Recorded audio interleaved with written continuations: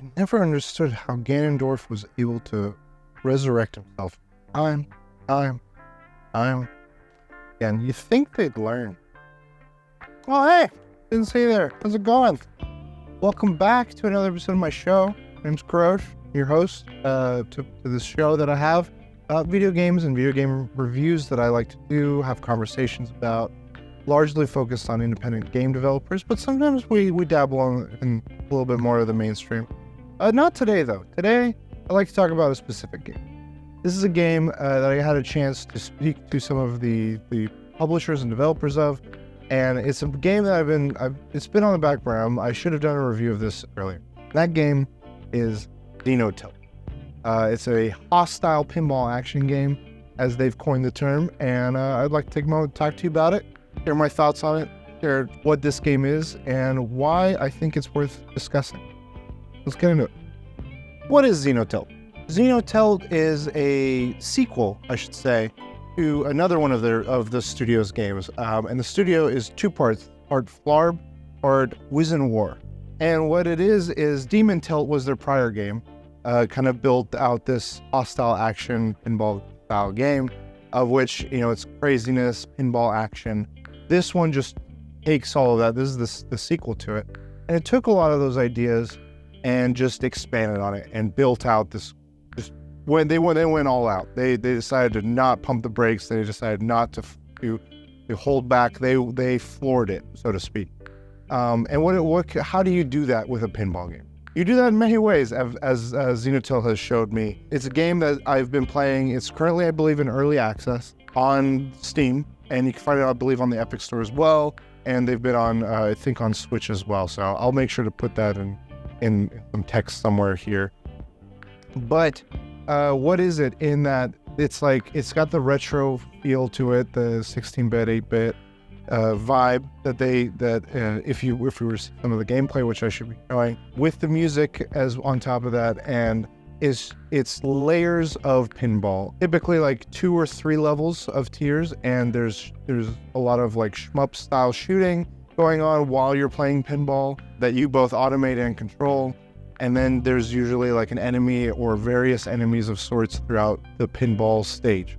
And your goal is to just lay it all out there, get crazy with it. Very bombastic, it's very colorful, it's very vibrant. It's just something that I thought it'd be worth sharing because it's so different. It's something that I don't typically, like, if you were to tell me in this day and age that there'd be a really cool pinball game worth checking out, an average passerby would just be like, what? Why would I?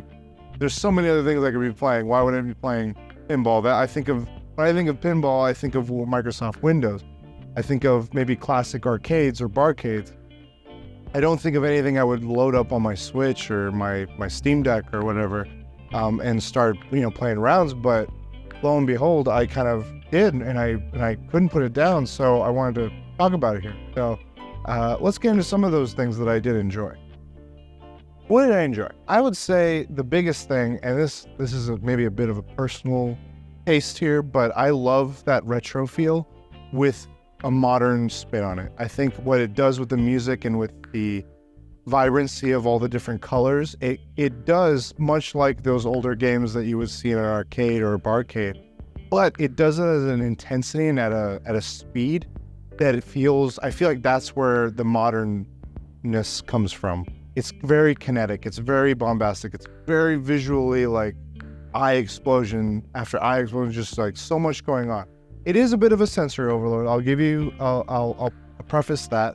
So if that's not your cup of tea, totally understand. But I think for someone to take the pinball genre and just kind of take it to what it could be in the video game space, in the current modern space, leaning in that shmup, crazy retro kind of direction combination is a great way to take this, and it very much hit for me. I loved, again, like I said, how kinetic it felt, how every moment, even though it was difficult to follow at times, I think it felt satisfying. It's seeing all the numbers kind of shoot up, almost like a Diablo you would see, where you can't always tell what's going on in fine detail or in moment to moment, but the overall direction or actions that you're taking, kind of what the effects are. And the music on top of it just adds more of that. I think that's another area where they amped it up where the music coupled with that, it matches that kinetic energy that you're visually seeing. And so the audio and visual experience combined just blows it kind of off the screen. And so, again, I've been playing it on my Steam Deck. You can play it on Switch as well. Having a very vibrant, OLED screen, I think is going to lend itself well. You put some headphones in and you're just kind of clocked in, loaded, and able to do just play through a map or a level.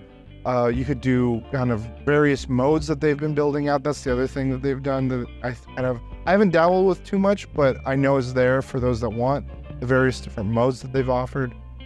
So that's a bit of what really spoke to me and drew me in. I kind of want to take a second to talk about what I'd like to see more of or changed or adjusted.